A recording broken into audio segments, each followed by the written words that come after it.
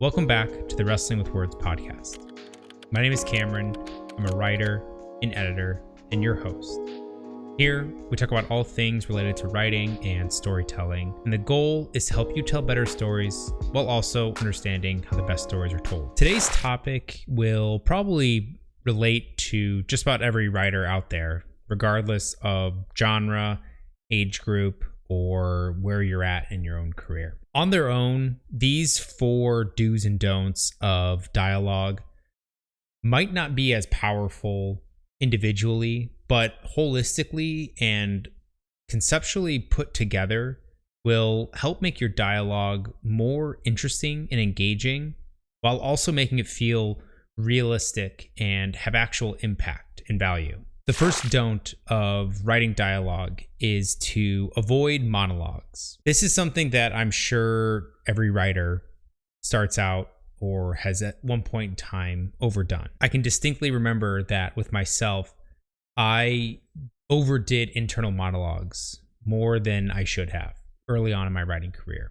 But the biggest thing that we want to avoid when it comes to our characters monologuing is them rambling, or at least appearing that they're rambling on the page. One thing to kind of consider and to think of this is, when was the last time that you were in a conversation with someone and they were monologuing?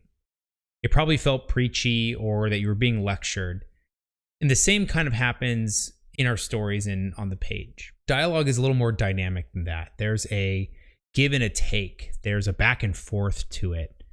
Monologues have their place, and internal monologues have their place, but most times we want to see our characters, when they're talking, to be challenged or pried at or questioned, or even just have an interesting discussion. And our first do on this list kind of helps break and recognize when we might be monologuing. And that one is, do read your work aloud. This is one that I did not do when I first started writing, or at least early in my writing career. But now it's kind of a best practice or a standard practice of my own, and something that I suggest a lot of the times to clients that I work with. Reading our work aloud really helps it come to life and helps us recognize where we might be falling short, or where dialogue might feel clunky or even sound awkward and misplaced, and out of character for that matter. It's a bit like having a play sort of come to life.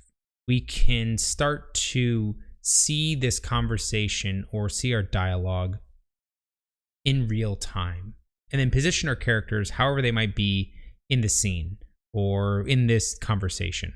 Reading our work aloud kind of helps it feel and helps us get a finger on the pulse of what feels natural in the context of the scene or the conversation or whatever's on the page. It'll also help you identify what might feel flat or even forced. And going into our second don't, which this don't paired with the next do are probably the most important of all of these on this list. We want to avoid our writing sounding flat or coming off as blunt. People, or characters for that matter, often have a very hard time, and often never do, say exactly what they mean. Rarely do we get a flat out, clearly stated declaration of a character's flaws or why they are the way they are. Rarely are we told, or rarely does a character tell another character what their exact intentions are, how they are feeling, or even what they are thinking. Telling in your prose will have a time and place, same with showing, but rarely does telling in our dialogue ever have a time or a place. Try to avoid having your characters just come out and say what they feel or what they want or what they think for that matter.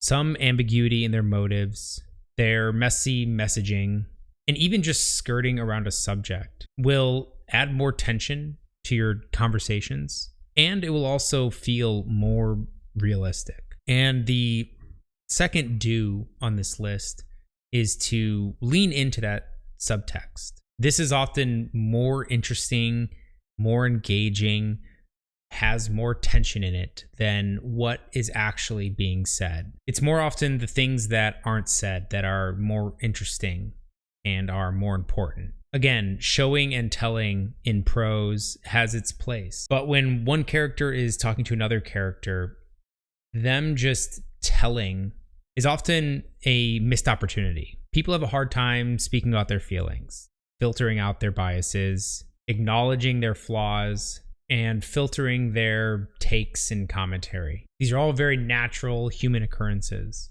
People say the wrong things, people say what they don't mean. It's those things that are often very interesting in a conversation. And there's a lot of ways we can view language in general.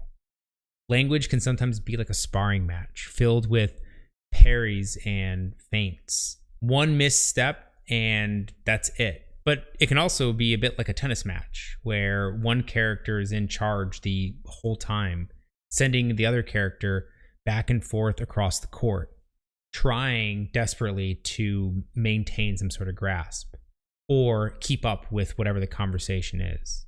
Language is very dynamic in that regard. It's ever changing and shouldn't feel flat or even direct in that manner. Don't number 3 is one that is probably more common amongst younger or newer writers, but is something that I see happen all the time.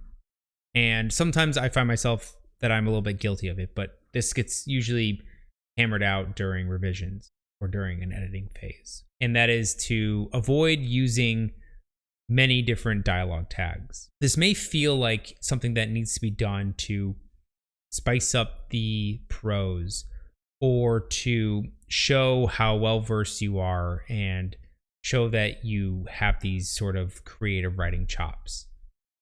But more often than not, using dialogue tags that aren't said or asked, or even just avoiding or trying to avoid using those dialogue tags, comes off as a bit amateurish.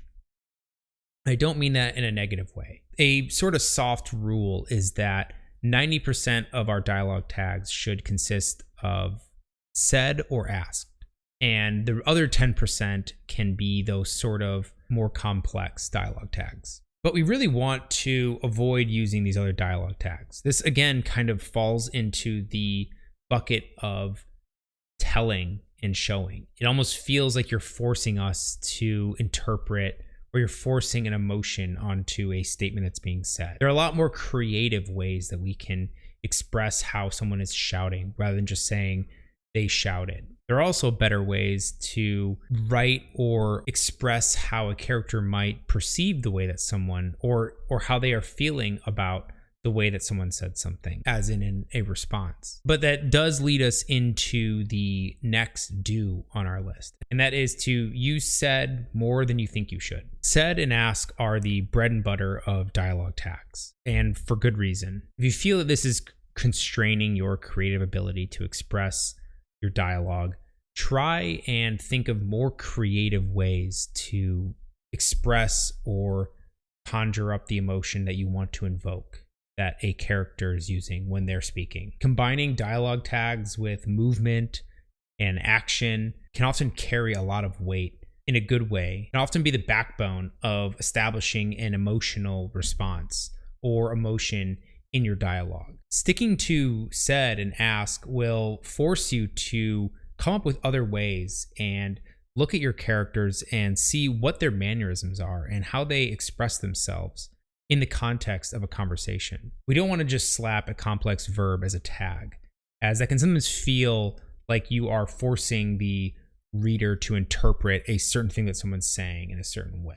And sometimes, if we do a good job of establishing the way a character speaks or the way in which they interact with another character, we sometimes don't even need dialogue tags at all. Having established clear voices for each of our characters will let them stand out amongst your cast. And we can sometimes go on and have entire conversations without a single dialogue tag, which sort of segues very easily into our final don't. For our final don't, we don't want our characters to sound too similar to one another. Now, this doesn't mean that you need to make every single character these extreme examples to have them stand out. Sometimes a little bit goes a long ways. If everybody seems like they are speaking familiar, but one person has an accent, even ever so slightly, that one person will stand out much more clearly than any others. Same goes for mannerisms, or the way that someone is speaking, or the action tags that you might associate with that, or even slang that they might have. The biggest thing is that we don't want our characters to all start to blend together. And this can also sometimes happen if we lose track or we are using pronouns too often. If we have a scene where two characters that are the same pronouns, or even a group of characters where multiple characters have similar pronouns, it can be very hard to keep track of who is speaking, especially if we are using just pronouns to go off of. Same thing goes though if we are using multiple characters with multiple different names. This can often be hard to keep track of who is who, but if each character has their own distinct voice, it becomes much easier. And our final do kind of helps facilitate making those characters stand out. And that is to really consider the background of your characters. The background of our characters will have a massive influence over the way that they speak and the way that they approach certain conversations. Find out what makes them stand out. Do some have accents? Do some talk with their hands? Do others have a strong stance on something or have sayings that they always say? All of these should be considered and made to sort of fit naturally into your narrative, but should also be consistent. If we have one character from one part of the world and they have an accent and they run into another character from that same part, they probably should have a similar accent, or at least we should acknowledge if there's maybe a different dialect or something. There's nothing kind of more frustrating than not being able to keep track of a large cast, especially if the dialogue and the story is engaging. And we should really consider all of these points when we are crafting our dialogue in our stories. Each one of these on their own won't fix or make your dialogue great. Just like not just one writing tip or piece of writing advice will make your writing better. It's the implementation of all of these things that will create more interesting and realistic dialogue. But that's a good place to sort of wrap things up when it comes to the do's and don'ts of dialogue. Let me know what you're wrestling with, and if you have any topics that you might want me to cover next.